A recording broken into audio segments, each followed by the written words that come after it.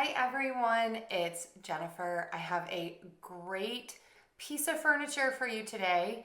It is this Ottoman. It comes in two pieces. This is the bottom and it's super easy to put together. I love this because let's say you don't want to have it out because it's the holidays and you're putting up your Christmas tree. It's easy to fold and store under the bed. So the sides pop open and then you put the bottom piece in. Here's the interesting piece that's going to make this strong. It holds up to 660 pounds. These are Velcro strips that are in this middle section, and you are going to attach those to the Velcro that is inside of the base of the Ottoman.